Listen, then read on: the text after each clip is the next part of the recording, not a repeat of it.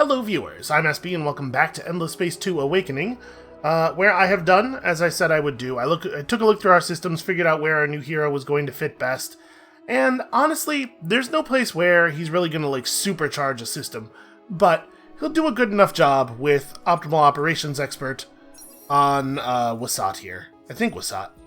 Yeah. We still have a fair number of population spaces to fill, but there's enough population here that the 18, we're getting 18 food and 18 industry out of the skill points. It's fine. It's an okay use of a hero.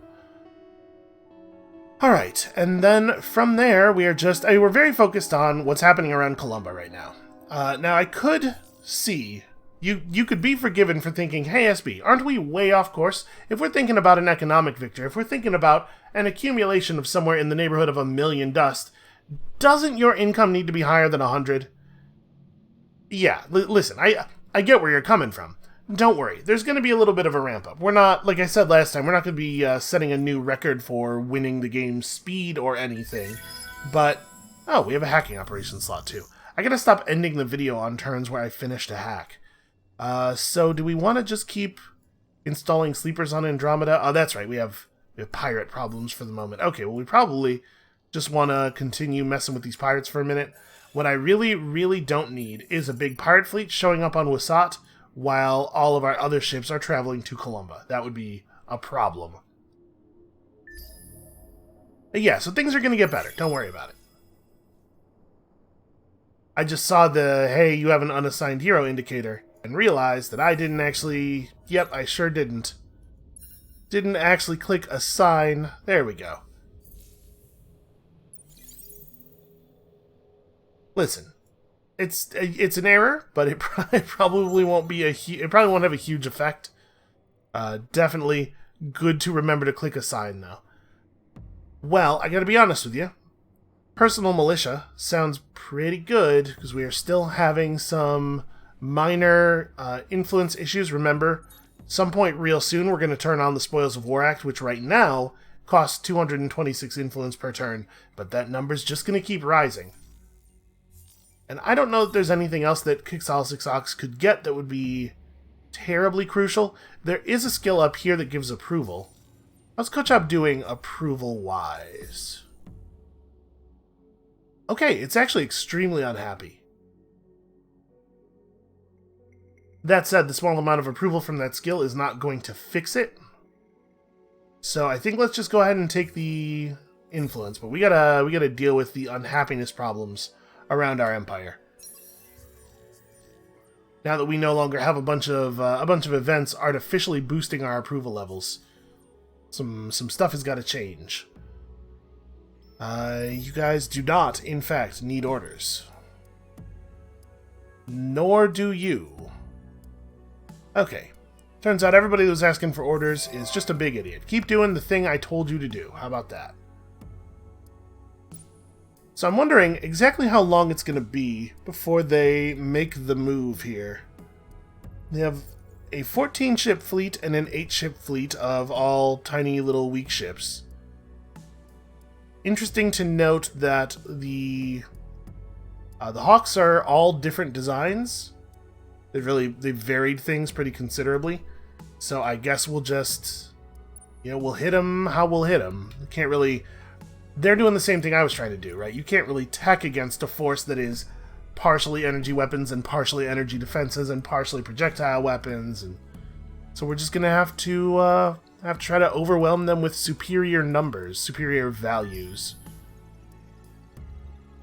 People say superior numbers, and you think a lot more bodies, but what I mean is actually numbers that are better. A smaller number of ships with better numbers written on their in their fields. So let's take a moment here and compare their behemoth to my behemoth. Obviously, we have a health advantage, or at least we did at the last time that we looked. Should turn those notifications to not auto pop. All right. So their guy has a little bit under 29,000 health with a little over 1,000 abstract offense points. He's about 1,000. Our behemoth is considerably better, like massively better. Also, things keep happening. How are we discovering more nebulas? Oh, right, because we have Lumeris vision. The Lumeris are out here discovering stuff for us. Well, that's nice of them. The power of the Academy has increased. We have hit 50 population with the Nakalim, which is cool, except that we are currently not getting any benefit at all out of the Nakalim collection bonus there. And what do we want to build here at home? Now that we could build a thing here at home. Exoscience stations is okay, I suppose. Between the hero point, the skill point that we just spent, and the completion of Dinark University, we're probably okay on influence for a little while, so we don't really need the spin project. I guess actually, rewiring this place for colonial exchange makes a lot of sense. We have a lot of sterile planets here. And then we are ecstatic for the moment. And I guess we don't really have any indication that those numbers are going to go down anytime soon, so we don't need to build this stuff. Maybe what we should build is big data shipyard and just get ready to produce some ships here as well. Even with the temples siphoning off a considerable amount of our total resources, we're still fairly high on industry. And actually, we could be a ton higher. Hold on, let's maybe work some of these some of this production stuff into the queue a little bit earlier. It's like interplanetary transport network is a ton of extra industry, and like predictive logistics is going to be really good here too. Yeah, let's get all of that stuff done, and then we'll look into economic upgrades. And I keep pushing back the economic upgrades, but we're ramping up so powerfully. By the time we actually get the economic upgrades and start doing them, think of how good they'll be, is my excuse. That's that's the way I would like you to think of it.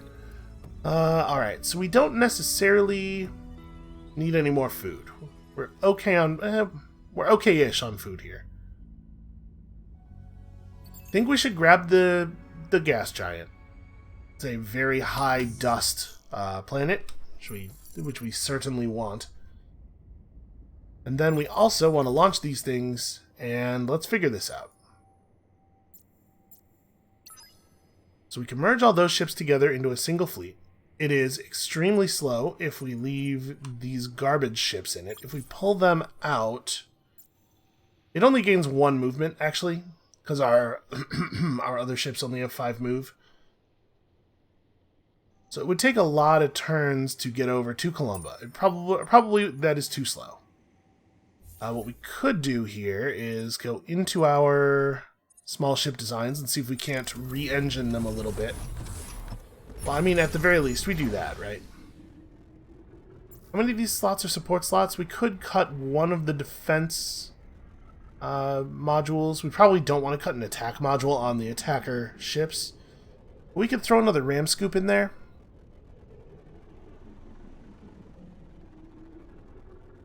Any one of our little ships that gets targeted is already going to get shredded pretty badly. But like 700 shielding on a ship that only has 2,000 total health is a pretty significant boost.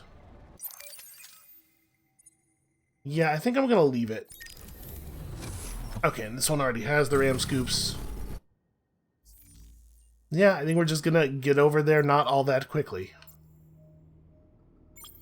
Alright, well, let's go ahead and get the design, merge these fleets back together, and I guess take it real slow. The Behemoth is a little bit faster, and so we don't actually want to launch it yet. I want to launch it such that it arrives on the same turn. And they might invade us before we arrive. It would be smart for them to invade us before we arrive. It's not necessarily the case that that means they'll do it. That would be the smart thing to do. Let's grab even more industry. You can never build up enough industry, except that that's definitely not true as far as the... So, you've noticed by now that I tend to prefer build-up stats, a lot of food and a lot of industry, not things that directly win you the game, but things that help you do the things that will eventually have you winning the game. There is definitely a point at which you have... at which the effectiveness graph levels off, There's an inflection point where it makes more sense to start doing the winning things rather than the preparing for winning things. I don't have a good sense of exactly where that is. I should probably work on that. But it's possible that I am over-preparing. It's also possible that we need to get some dust income going. I think this is probably an okay time to turn on the Spoils of War Act. This will help a little bit, because it lowers the upkeep that we're paying for things. And then, obviously, once we start fighting, we'll be generating an awful lot of dust and science. It's going to be a minute, though.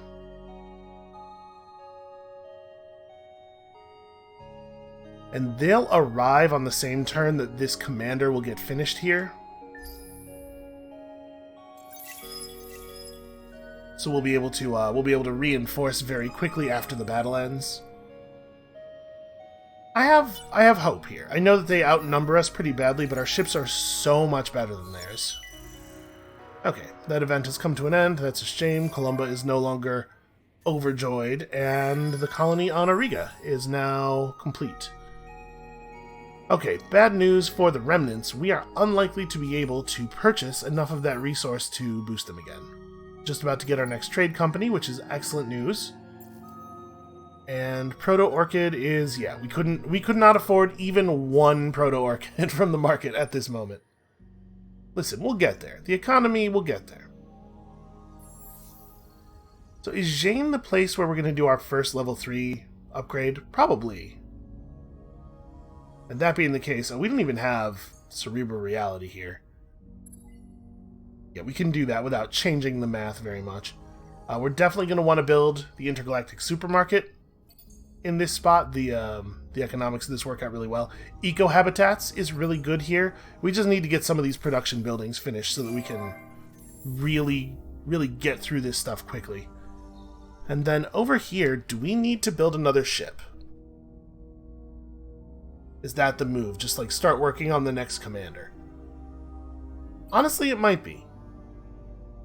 We have enough industry rollover from whatever else we finished recently that that's putting us in a pretty good spot. Oh, we're unhappy. Actually, maybe that's not what I meant to click. Maybe the smart money then is to run a luxuries lottery.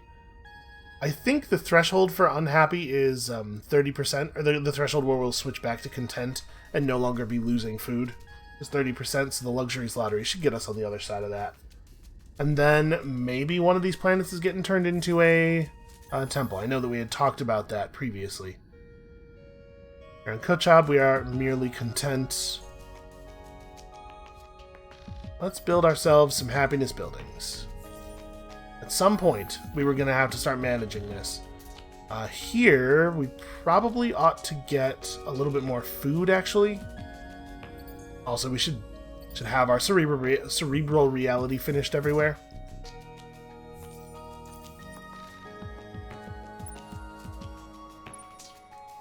Alright, so we have an awful lot of ships that shouldn't be asking for orders, that are asking for orders. Let's go talk to Red. Hold on a second. How do you feel about me? You are reserved. Let us see if we can trust We can declare war for free, thanks to the militarists in the Senate. But what I would really love is to go in the other direction, actually. Here's the thing. If we can get peace out of them, then we can safely extract all of the relics that are in their territory. It's looking pretty bad for us, though. Is there anything of ours that they particularly want? No, so this is probably not going to work. Actually, she would do it for remarkably little in terms of strategic resources. And that is all of my antimatter. But it's also not like a large amount of antimatter. I'll do this. 392 for that? Yeah, absolutely I'll do that. I doubt the forerunners themselves know if it is so safe to now that trust we are at peace, she cannot attack our ships, and this is when this thing happens. Please, actually, let's have it take a direct path down to QR32. We're gonna skip over Canis because that seems like a bad idea, and then fly over to here. And here we see the system of Yedix, which has only a tiny shattered planet just kind of floating in the middle of nowhere.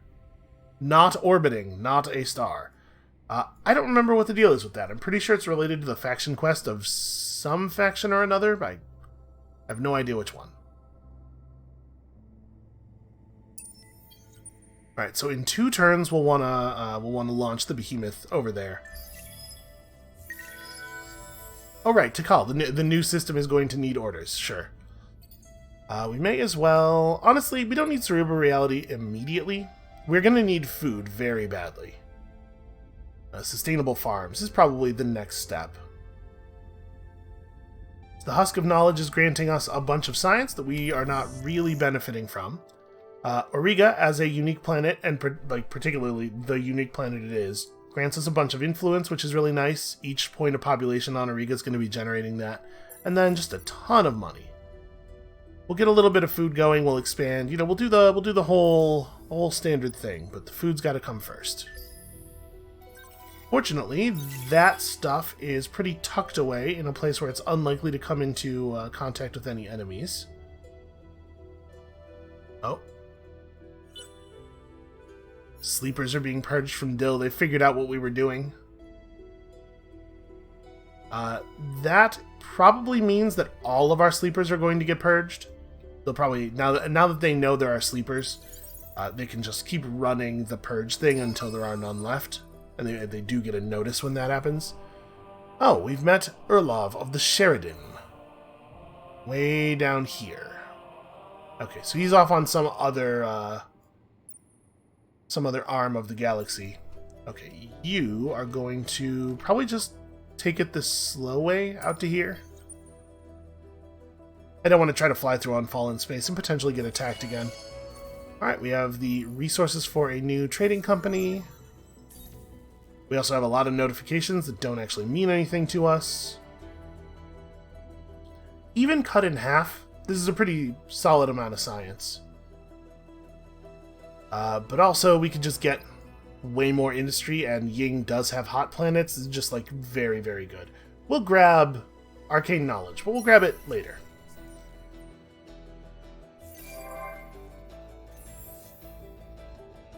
Okay, what does Virak need?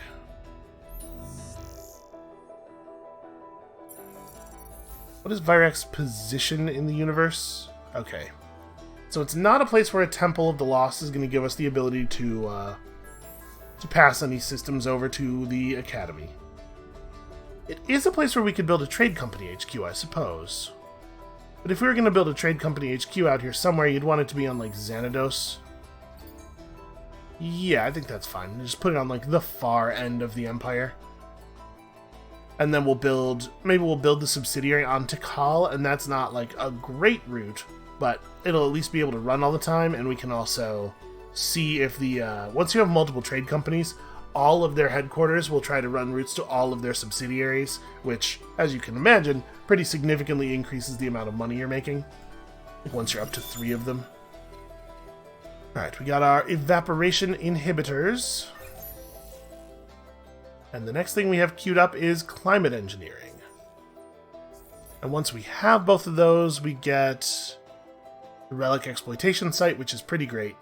I'm curious what is at the end of our faction quest. I don't necessarily think that these are the best researchers for us, and that honestly that reward may not be worth the effort that we're putting toward it.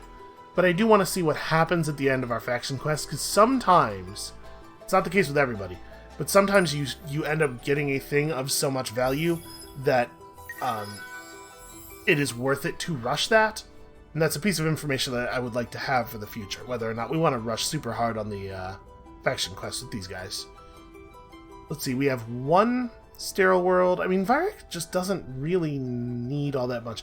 I suppose, actually, extra resource output here, since it's a place where we have antimatter and adamantium, makes a lot of sense. Oh, and we should probably specialize this world for industrial work. Okay. So this is the turn where the behemoth starts moving, and some stuff's going to blow up. I don't know exactly how this is going to turn out. I would not be totally shocked if we ended up losing the battle. But we're certainly going to deal some damage on the way to losing the battle.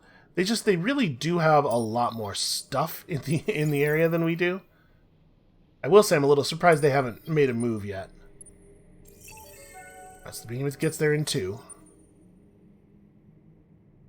And then The commander does have those same fast engines. We'll have that start moving as well.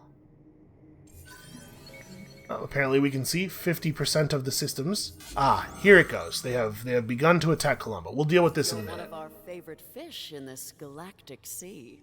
Okay, all of a sudden she's feeling loyal to us. How much influence would it be to start running treaties with her?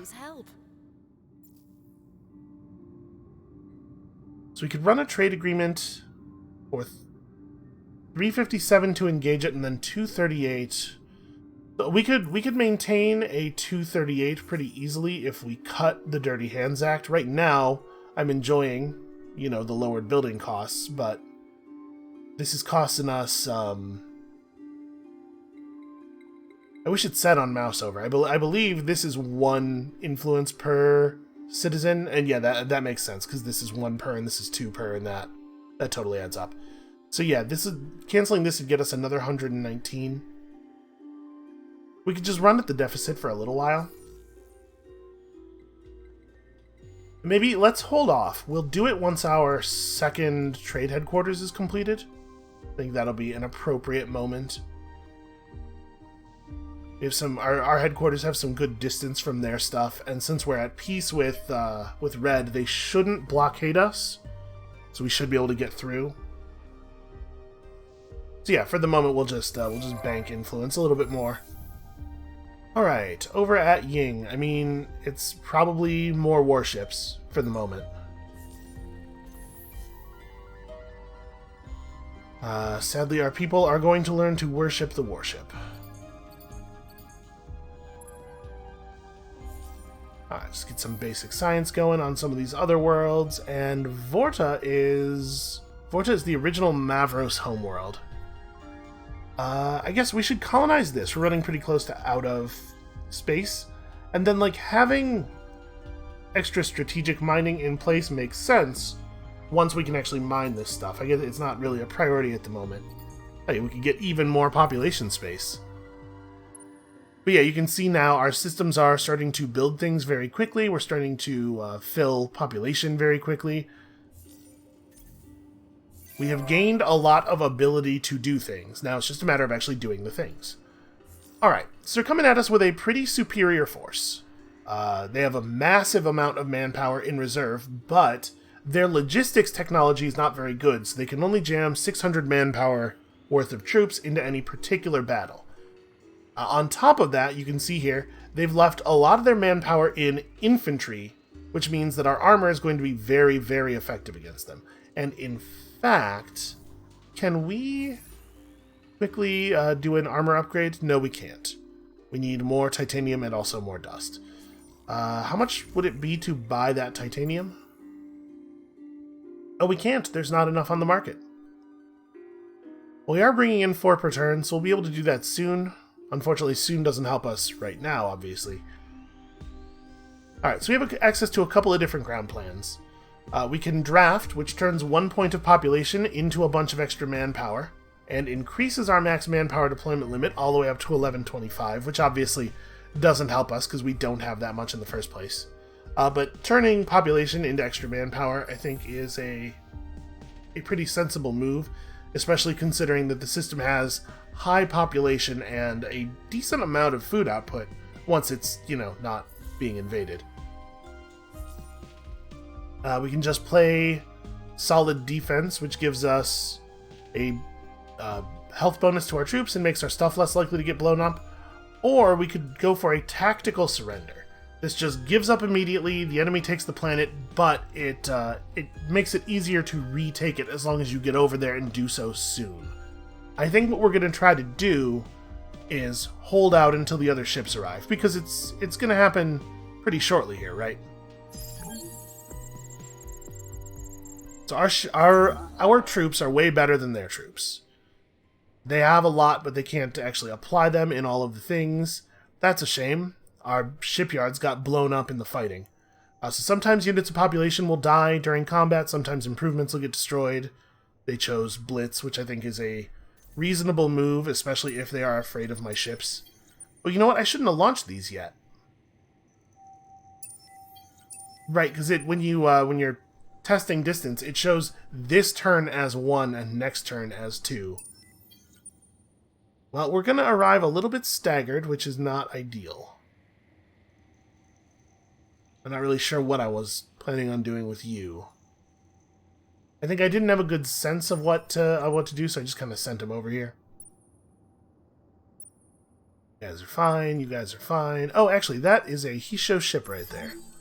It's just going to run away, but we can at least make it run away.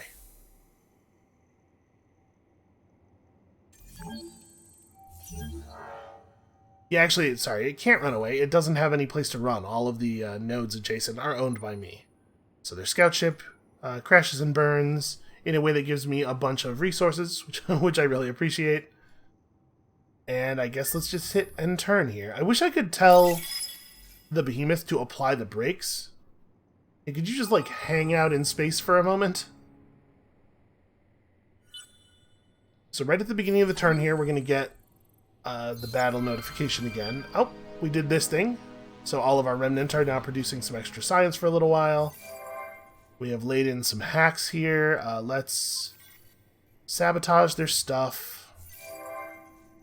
And on Dill, I'm wondering if it makes sense to embed sleepers, given that they're clearly trying to purge them. We could wound... Apparently they have a governor now. We could try to wound their governor.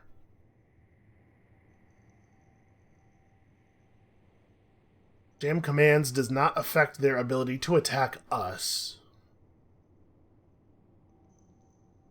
Yeah, I'm just going to put another sleeper in. Okay, we should see a very similar result here. We're going to keep winning battles, but remember, every one of these that we win is costing us a unit of population. We cannot do this forever. Moria Kupas is leveling up, and what does he want? Well, he's certainly not running a fleet.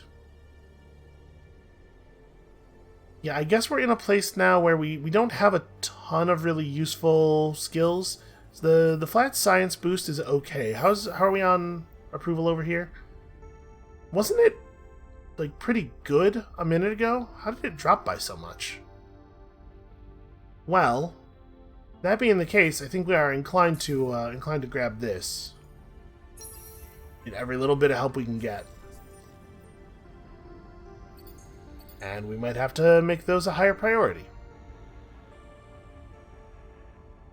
Like, right behind the industry buildings.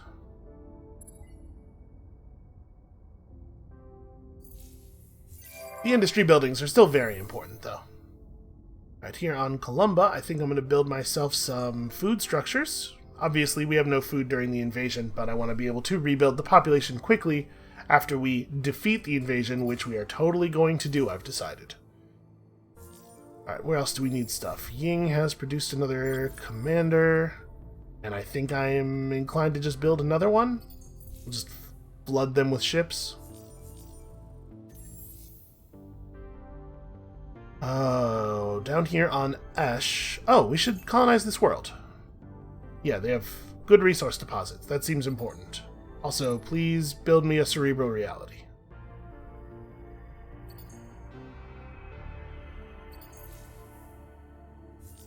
I'm just trying to make sure we have everything else done, all of the menial stuff, before we do this part. Yeah, you should definitely head over there. Well, here comes the fighting. I mean, we may as well just launch the attack. There's going to be an attack. Alright, so my behemoth against their behemoth straight up. This guy has way different stats than when we last looked at him. Right? That's weird. So we want to take a short-range tactic. We only have one tactic that has this the middle flotilla at short range. Because obviously our guy is tremendously more effective at short range than he is at long. Their defenses are entirely projectile defenses, which really sucks.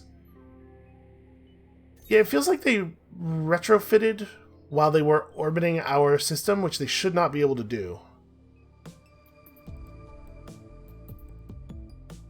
the bonus hull plating absorption that this tactic gives us is not going to be great against their entirely energy weapon setup. Honestly, this is maybe going to be pretty ugly for us. But if we can just, even if we lose the fight, if we can just get him low. Ooh, plus hull plating penetration on weapon modules. He did not have a tactic that put his guy at medium range that wasn't good for us, I think. So that's a little lucky. Let's take it up to the overhead. Man, behemoths are really named appropriately. So at first, you can see the health meters here. Actually, if we zoom down into the fight a little bit, we get slightly better health meters here. Although, unfortunately, the ships are so large, we have to zoom like way out to get them. So we can kind of see the health meters, sort of. The glow of the engines, all of that bloom is causing a problem. I think we should start winning at some point. Like, I don't know if we'll catch up. He's done a lot more damage than we have through the early part of the fight. But yeah, when we get to close range, all of a sudden our DPS should be quite a bit higher than his. Unfortunately, it looks like we're just not dealing damage quickly enough to catch up. That said, I don't think that we're actually going to see our behemoth destroyed before the end of the battle. We're getting pretty far down the path here. At this point, we've done about as much damage to them as they've done to us.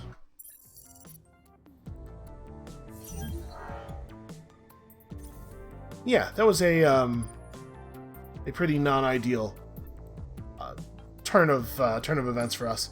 Did they have their behemoth leave and come back or something? I'm not sure why it was so much.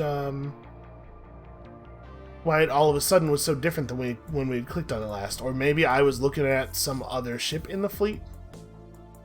It can't have been, though, because we were seeing numbers in the 4 digits, right? And that's definitely not possible with a Hawk.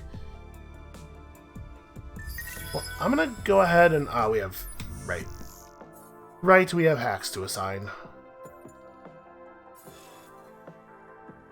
I do feel like a hey, keep doing that button on the hacking system might be nice.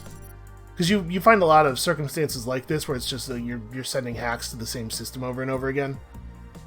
And to not have to manage that manually would be cool. I'm surprised that they did not have any interest in attacking us with their smaller fleets. Apparently they felt that they wouldn't fare too well. We're going to mash the hell out of this button right here because we need those other ships to get around Columba quickly. Okay, now that we're a little bit better set up, I'm going to pull 2 of the garbage ships out of this fleet and merge the other commander in. And then, yeah, battle is occurring. Also, out of the blue, literally, a new minor faction has abruptly moved onto one of your planets and have no intentions of leaving anytime soon. Whether they are friendly or not is yet to be discovered, but hopefully their intrusion won't be long. We have 2 points of Kalgaros population on Xanados. That's fine. We'll deal with them. Okay, that has come to an end, so we have more dust again.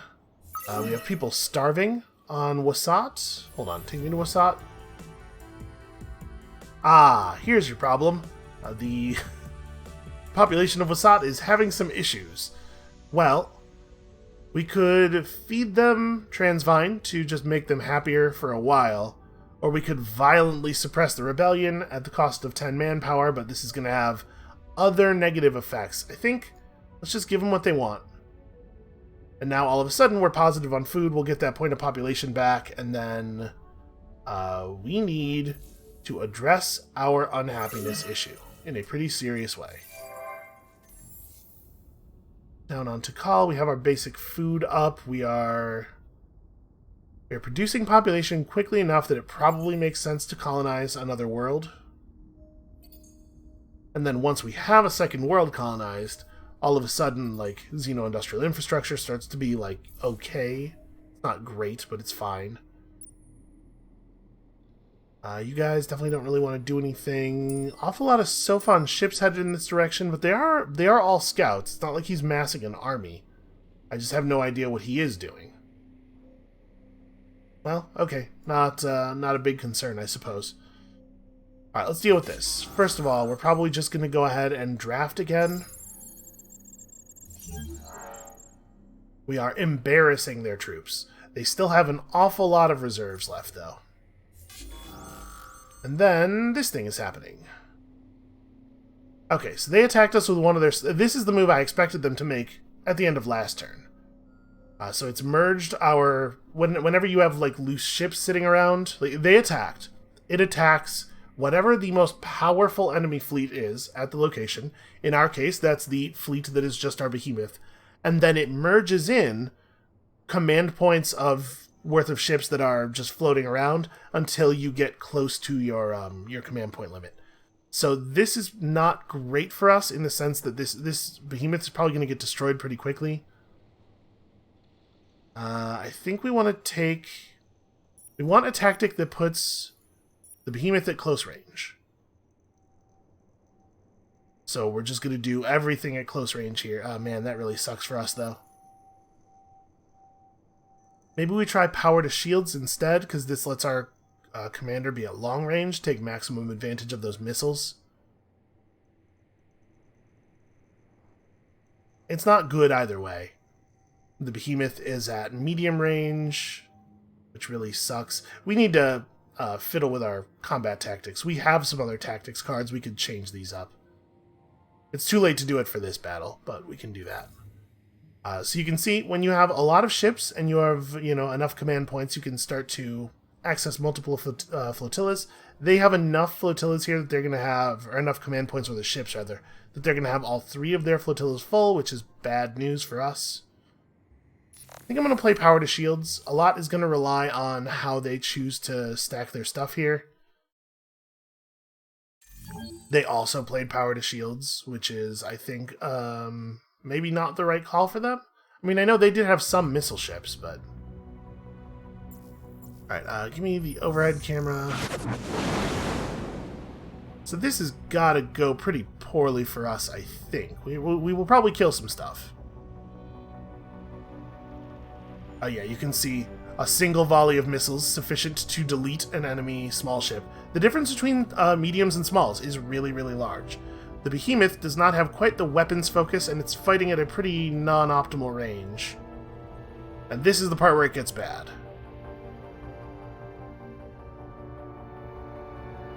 We are going to get to kill a few more ships before our guy goes down. But our guy's going down pretty quickly. Come on, give me one more big volley. Okay, so we deleted those 2 flotillas, and we got a couple of ships out of this one. It's just like a really inconvenient moment for us. But what we do have is now a large and effective fleet that is ready to fight. Let's go have a look. So hold on. Our squires are any range. The wardens would prefer to be short. The commanders would prefer to be long. Let's fiddle with our tactics cards, and then we're going to initiate a combat of our own, obviously.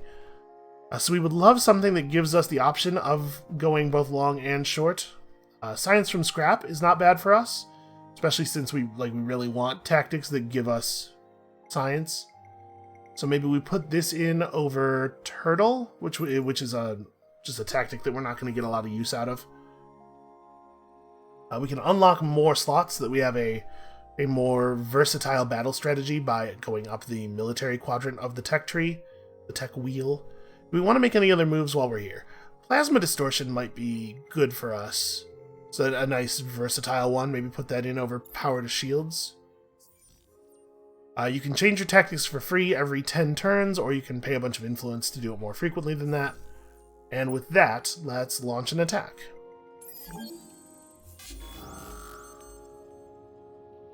So if we run them off, and I think I am going to take trophies here because it's actually a considerable amount of resources. A behemoth is worth 10 points of, is 10 command points. So let's see, if we do it like this, we want, yeah, commanders in the middle, or commanders in this side. We have some ships that would like to be close range that are just not gonna... But it's just the 2 wardens that would like to be close range that are not going to get to do that. Yeah, I think this is fine, and we don't need to watch this. This is going to be a blowout. We might lose a small or 2. So that was, yeah, this is our grave defeat. We did destroy 4 of them. I mean, we got some decent pay for it, at least. We obliterated the behemoth without even losing a single ship, which is pretty great.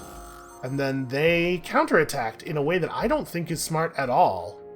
So each fleet only has 1 action point. That's what this little diamond is. By attacking their behemoth, we made the rest of our fleet unable to attack for the rest of the turn. They're going to lose this battle, almost certainly. So really, like, the best move for them would have been to just sit and get another turn of siege damage on our system and stuff. I think they may have stepped in over their heads a little bit here. So the question now is, do we want to take trophies? Let's see. They have... Unfortunately, they have like a wide variety of ship designs, right? It looks like they're largely ships that want to be at medium range, though. Which is to say that we probably should not run a tactic that has 2 flotillas at medium range. We should minimize their damage, even though it is going to cost us some resources. If we run science from scrap, we can play a bunch of our commanders at long range. I don't know why it's put this guy over here in the short range flotilla.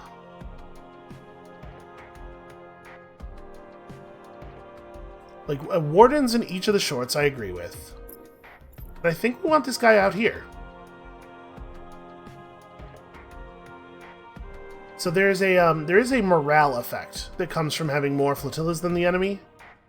As long as you have more flotillas than the enemy, all of your ships get, I believe, a 15% damage bonus. Or it might be that you get a 15% damage bonus for each one that you have in excess of the enemies. So if they have 1 and you have 3, you in fact get 30. So you don't want to cheap out too much on individual flotillas because you want them to be able to withstand some punishment. I think I'm going to do it like this. And let's actually watch this battle. I'm curious how this one's going to go. I'm curious if I'm maybe underestimating the enemies. They're trying to take trophies. So we'll spawn in at long range in the top, medium range in the middle, and long range on the bottom. And then each phase of the battle, ships will close in on each other until the person who picked the shorter range is at their optimal range. Now, there is some weirdness with firing from one flotilla to another that I never did quite figure out. It definitely seems like ships that are firing from one flotilla to another don't always act as though they are at the range that is represented by either one of those 2 flotillas. And they arrange their ships in only 2. So you're seeing here, this one's not firing at all. The guns are mostly on the sides of the ships, so we have to wait until we actually get into like a broadside firing position. That's a little bit bad for us, because it means this flotilla is not participating in the battle for the first major portion of the battle. But it's also bad for these guys, because it means they literally can't fire at this flotilla. And these battle paths are determined by the tactics card that you played. Alright, these guys are looking like they're on their last legs, and we are maybe close to losing a single ship. What I don't like about this overhead view is it doesn't give you indicators of health on the individual ships, it just gives you the flotilla as a whole, so sometimes you have to zoom in a little bit more to get that detailed information. There we go, that's what I want. There we go, I wanted that thing to pop to the other side there. Okay, we're still having that audio bug, it turns out. Sometimes that happens in combat. It looks to me like we are gonna completely shred them, even though these ships are just now starting to get to contribute. And these ships are gonna take no damage at all during the battle, so they'll still be healthy afterward. We're gonna lose 2 of our mediums, but one of them is gonna be at full health, and they have functionally nothing left, right? All they have left is bad small ships. We have more medium ships on the way already. So I'm pretty pleased with the outcome here. I think we've done well. I told you, these medium ships are going to be our savior. The power difference is just so huge. Yeah, and each volley from the commander is a terrifying amount of damage relative to the... the battle ended while those missiles were in the air. Alright, well, we may as well merge these guys up. So they have 10 command points worth of small crappy ships. We have 8 command points that includes a medium. And then we're about to finish another medium and another one. Like, this will arrive in 2 turns. This will arrive probably also in 2 turns. And you know what? This is enough, a short enough distance. We might be able to get that ship from Zorak over here right away. So hold on. Let's try to do... I don't want to do this. I guess the best way to do this would be to be zoomed in here when the new turn begins, so we can click the Make Fleet button immediately and then bounce out and try to issue the move order before they initiate their attack for the turn. And then we also probably want to, after doing this, grab... Oh hey, a ruins. I didn't even realize we had another ruins over here to search. Who knows? That might have been the one to flip the Neshast to us. And not a bad payout. Okay, I think our troops should be able to easily hold them off at this point. I think we've won. I think we've won that battle. Alright, so we're gonna mash this button. Let me make fleet. Make fleet, please. The very first thing that can happen on the turn. I really like the fact that the Endless games have simultaneous turns. Ah, no. Things auto-popping. I'm pretty sure I have all of the auto-pops turned off, by the way. Really should not be happening. Go, go, go, go, go. Arrive quickly.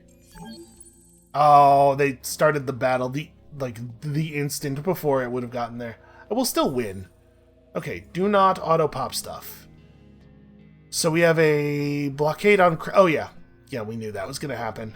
The Academy is blockading the route from our new trading company to the old one. That's fine. Let's run a subsidiary over here, and we'll probably just buy this out, because we're going to make some more money off of combat in a second here. You, unfortunately, what you really need to do is take... approval, but we don't have access to a plus approval skill just yet. Okay, we're also having a rebellion on Xanados. What do they want? They want potatoes. Hey, I have potatoes. You guys can have some potatoes, that's fine. Oh, we're being attacked in another location. Oh, pirates. Pirates are attacking me in Red's territory. Red, would you please clean up your backyard?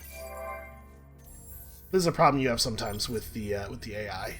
Is they just let pirate ships sit on their systems. And the pirates, for some reason, don't really seem to care about the AI players. They have no interest in attacking them, but then the moment you show up, all of a sudden it's all bloodlust. We're going to have to replace some of our lost ships. I think probably building ourselves a new behemoth is the smart play for the moment. Obviously, we could do this. I'm going to not draft again because I think we're pretty close to winning this battle. I'm just going to put us in play it slow, protect the system mode. Yeah, we should be able to avoid having to burn any more population there. I think we've drafted enough people into the defense of the system. Over on Kochab, just making sure that we have built all of our approval buildings everywhere. You know what we really need? We really need that building that increases the amount of your luxury resources that you get. And then, like, once we actually have enough of these coming in, the system booster from the system development, the modernization thing, is going to help so much with our approval problems. For right now, we have some basic stuff that we could build here that would be pretty useful. And way down here on Virak, I mean, eco-habitats is a point of population. I suppose we ought to have it. Alright, you guys just continue to be cool for the moment. Alright, let's go figure out the fight. Hold on, we'll do that one in a minute. With our commander still being very strong, I think we should be able to pull this off. We just play it science from scrap again. We probably want... Oh, I was going to say both of the wardens in the middle, but right, we only have one warden left. Let's try to balance these a little bit so that we maintain flotillas for as long as possible, but this should be... Yeah, we'll watch this battle, but we'll watch it on fast forward. I just want to make sure nothing crazy happens. Want to be ready. Because obviously we're not issuing orders or anything here, but you can get valuable feedback from actually watching the battles. One thing that you could learn, you could get a better handle on than I have, certainly, is the flight paths that are generated by your various combat cards. I'm never actually sure what the what the flight paths are going to look like. Just try to play with the information of the flotilla ranges. See, we're going to have an awkward moment here where these ships are not able to fire all of their weapon systems. You're only seeing 2 missiles come out in each volley from the commander. But once we start to turn... Oh, never mind. Battle's over before we turn.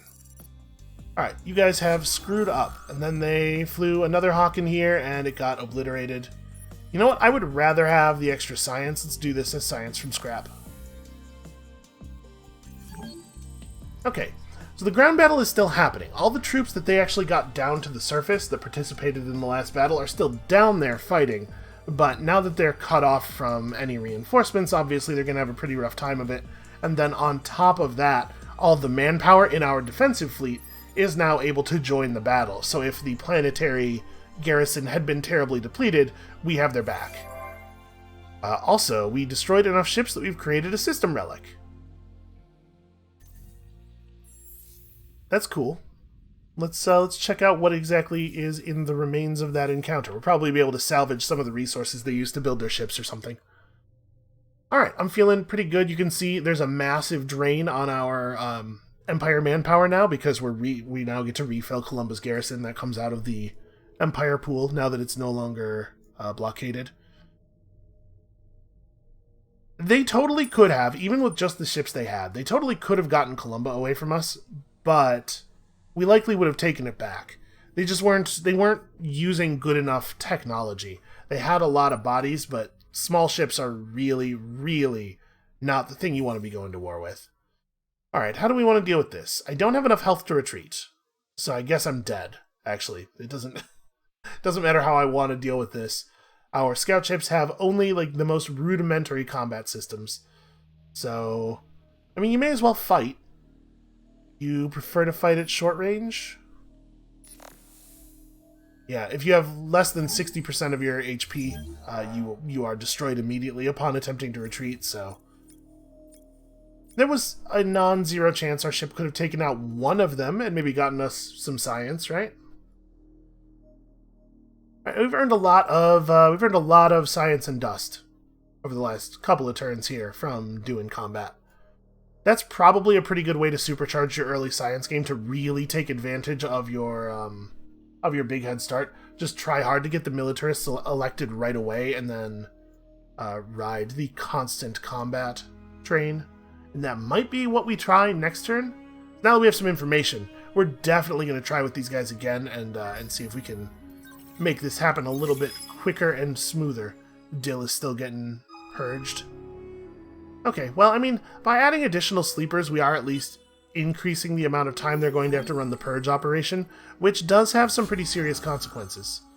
Okay, and everybody just play defense. You can see, all of a sudden, there's a ton of reserve manpower ready to fight. We should be able to burn them out pretty quickly.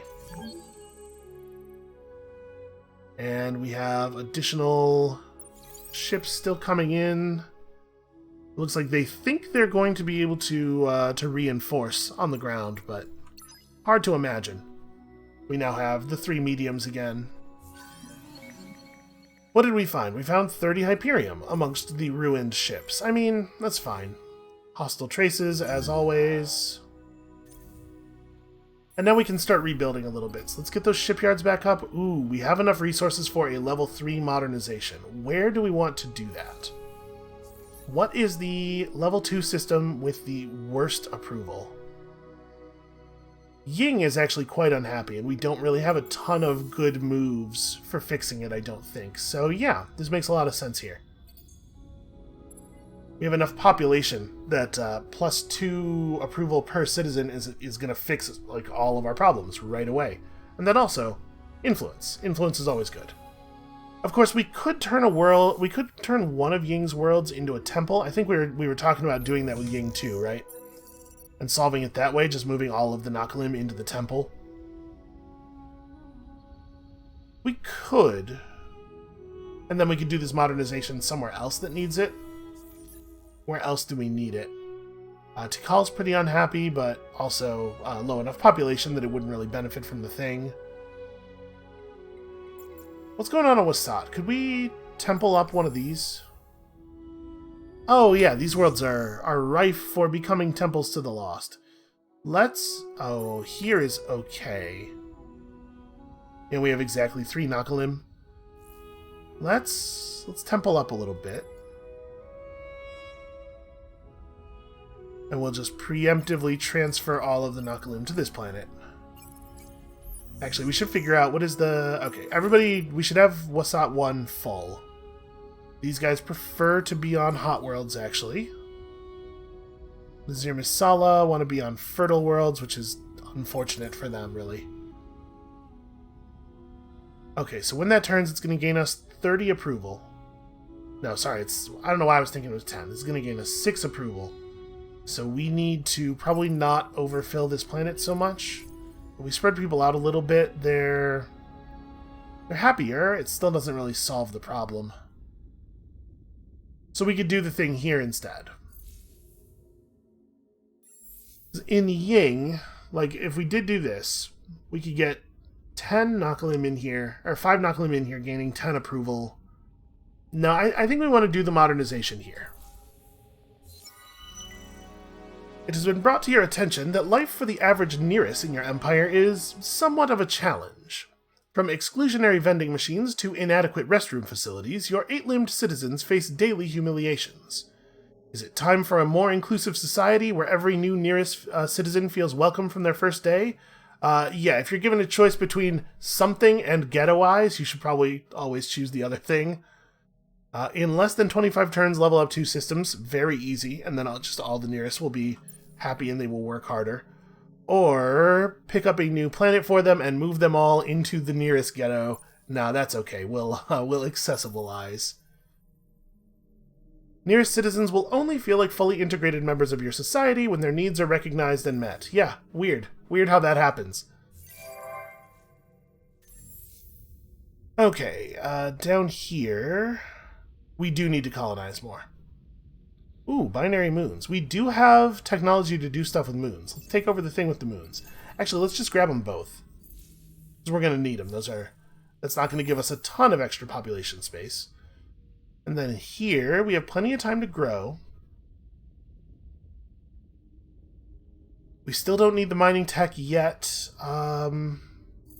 Is Vorta's not on the edge down there, right?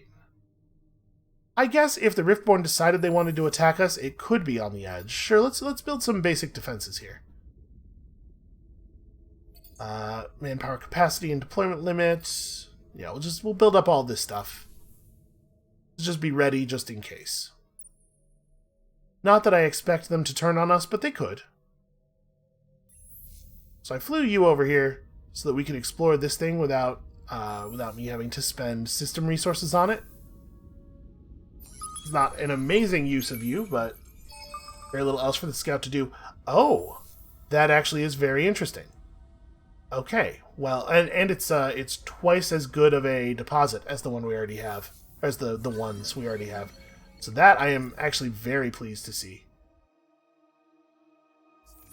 We also actually have some money now that we've won some battles and stuff, so we could buy some more of these things and try to push for our next system development.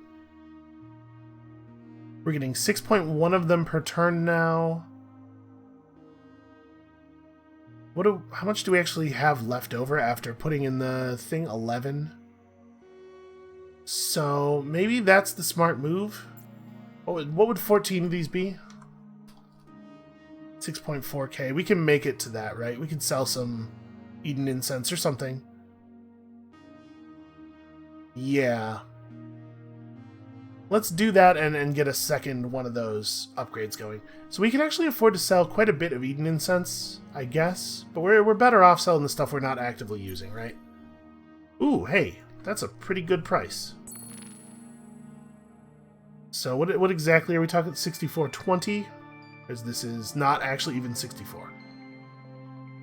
Alright, we can sell these as well. We're not actually making use of these. Okay. Give me my artifacts, and what system wants to be the next one to modernize? It probably is Wasat still. Like, Wasat's getting better, but it needs more help. Did I not? Oh, why was I thinking we needed 25? We needed 40 of those, which we cannot even buy enough to... No, we could. If we had the money, there is quantity. These are 52 each. No, we're not going to be able to get there. Well, it's still good that we bought some. Oh, hey, Hyperium is apparently massively in demand right now, and we don't really need the Hyperium we have. Okay, so give me another 15 of these guys. I did not realize that the price of Hyperium had spiked so much. Actually, strategics in general are really in demand right now. Okay, we might be able to make some use of that. Alright, here in Losat, we are going to... Actually, we're going to prioritize modernization above the temple. It's going to be a larger amount of total influence. And yeah, we might have to actually generate the artifacts necessary to get us to the rest of our upgrades, because we've really bought the market out here. But that's going to help a lot. That's a big move. Also, we now have a bunch of dust. I need to think about how best to make use of this, I suppose. Probably one thing that would be pretty helpful is... Where the hell is Auriga? Yeah, one thing that would be pretty helpful is just rushing the trade company subsidiary. Getting that online. And then...